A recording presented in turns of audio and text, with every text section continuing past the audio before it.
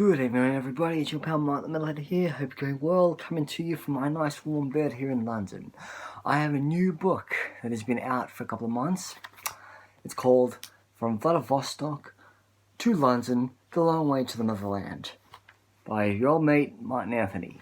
Now, why do I call this title? Because I went from Vladivostok to London in 3 weeks and 2 days in November-December 2016 without the use of a plane. Yes, this was all overland, aka surface travel.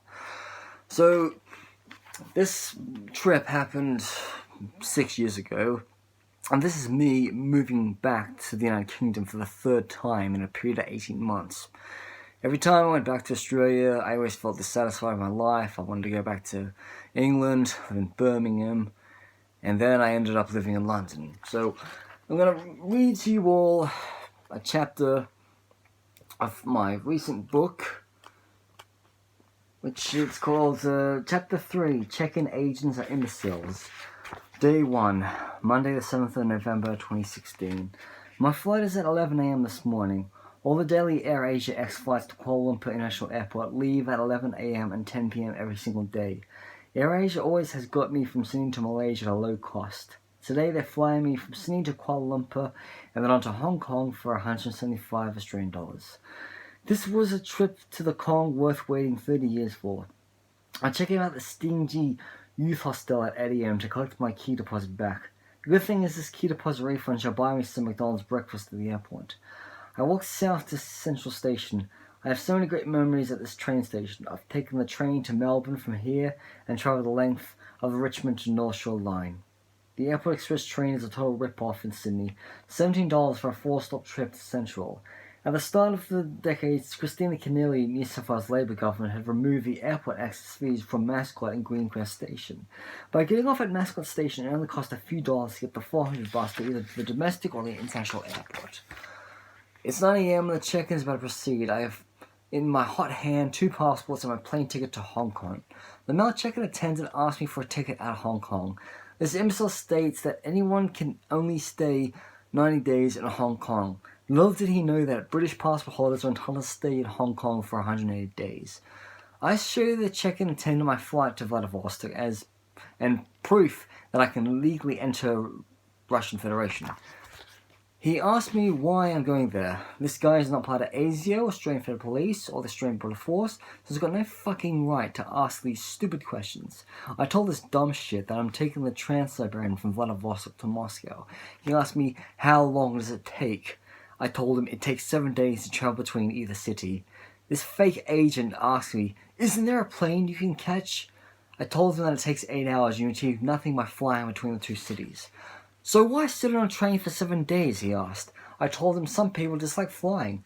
He starts being an evasive prick to me, saying, are you going to get off the train at all? I say, no. I'll get off in Moscow and I'll continue overland to London. This guy thinks that there are trains that go from Moscow to London. There are no trains that go direct to London, but there are direct trains to Warsaw, Prague, and Paris. He's being a wanker to me because I'm only going to spend 5 days in Hong Kong before I fly to Vladivostok on a Russian airline. It was cheaper to fly from Hong Kong than it is from Japan or Seoul. I have personally experienced this same kind of bullshit questioning by the AFP and Australian Customs before they became the Australian Border Force. I have verbally attacked these 2 government agencies for being fucking paranoid. I have trolled Peter Dutton and told Roman Quidovicki to hire a prostitute. Australian dumb shit imperialist authorities have a right to ask stupid bullshit questions to anyone. As a person who hates Australia, I am proud to answer these questions, but I still get to wipe my anus with an Australian passport and say, fuck Australia.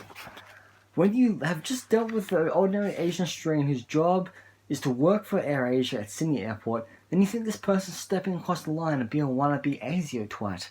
Check-in agents are there to check passports, issue tickets, and enforce return ticket entry requirements to some countries. Their job isn't to mock you for wanting to sit on a train in Russia for a week. The funny thing about my interactions with this check-in attendant was he allowed me to bring on my 12-kilogram bags that contained my life-saving medications and a few Jackie Collins books.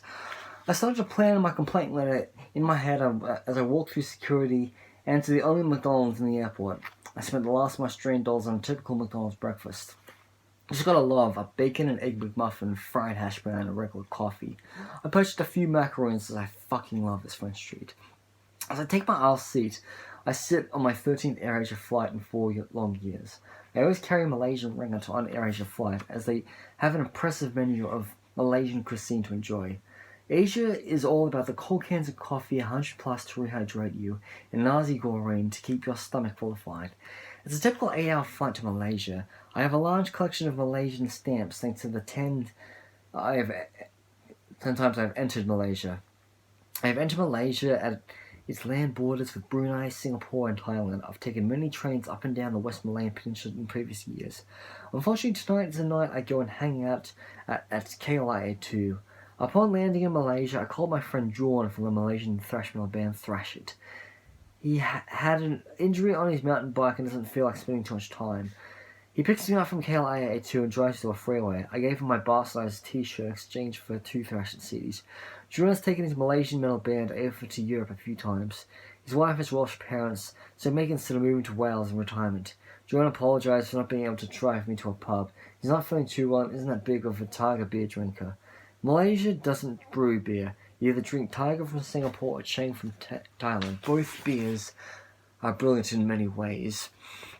As I enter the secure region of the airport, the police officer asked me why I'm going to Hong Kong. I told him it was for the Remembrance Day commemoration this weekend. Hong Kong was British for 150 years and will always have Remembrance Day commemorations. Hong Kong was overrun by the Japanese in World War II, as many Canadians died protecting the small peninsula in China.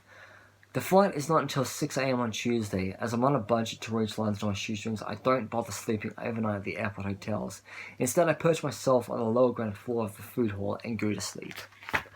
So anyway, if you want to buy a copy of my latest book, it's available on Amazon. Just Amazon only. All you gotta do is look for the title, From Vladivostok to London. It's quite cheap if you buy it as an ebook, because you're able to basically take it anywhere digitally. This cost me £10 sterling as a print book. Yeah. So, From Vladivostok to London, The Long Way to the Motherland, by Metalhead. Hope you enjoy reading this book. Over and out.